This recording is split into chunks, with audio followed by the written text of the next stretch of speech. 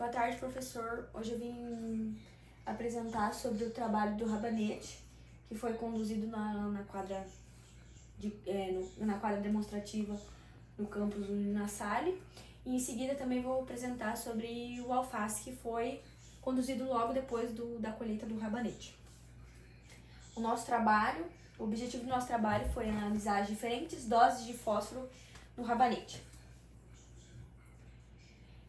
O rabanete ele é uma hortaliça de ciclo curto, de grande importância comercial, tem grande demanda também.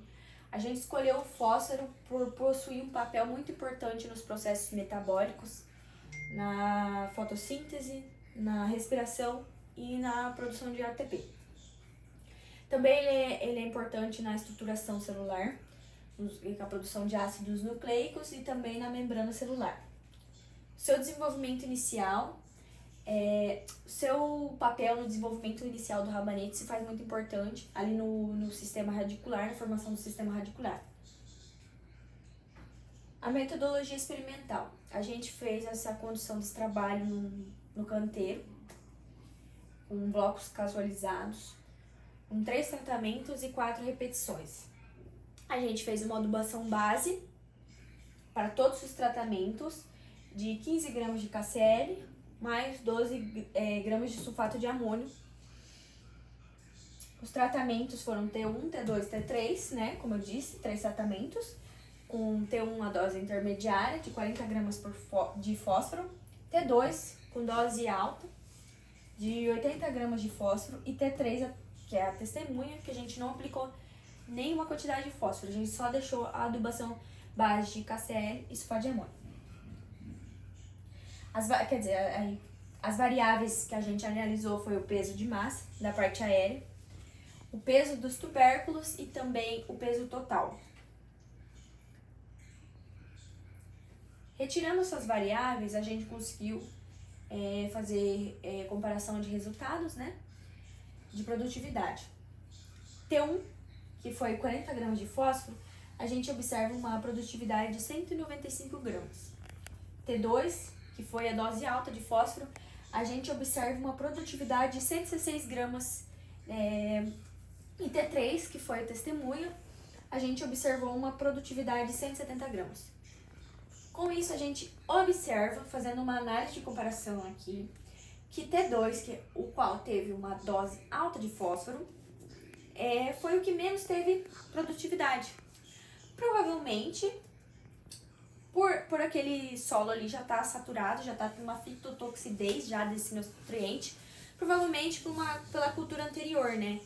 Que eu vi que foi tomate. Então, eu acho que esse solo já estava carregado por esse nutriente e acabou dando uma saturação muito grande desse fósforo nesse solo, o qual não teve uma produtividade legal.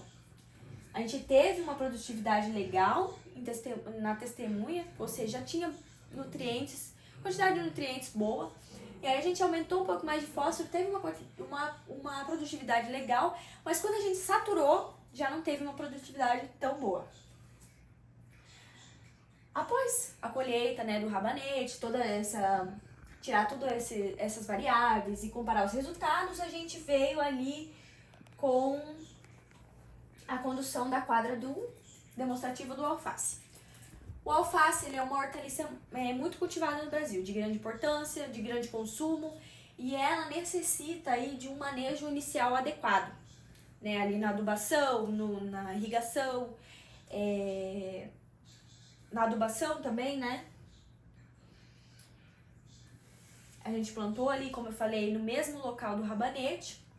Ali aquela área era de 12 metros por 1 metro, com 25 centímetros de profundidade. Para a gente alcançar essa produtividade, a gente precisou fazer o revolvimento, o destorramento e o nivelamento dessa área.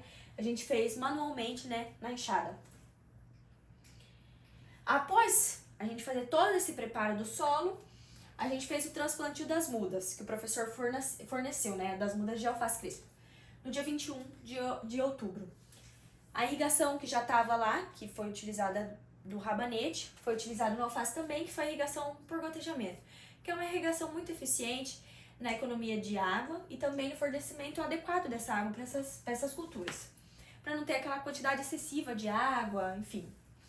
A adubação ela foi realizada com o NPK 10-10-10, que foi fornecido um scoopzinho pelo professor, que provavelmente ele tinha de 3 a 5 gramas, que dava para colocar de 3 a 5 gramas desse adubo por planta. Aí a gente fez essa adubação manualmente lá e também no mesmo dia a gente realizou a capina manual, para diminuir aí a competição do alface com as ervas daninhas.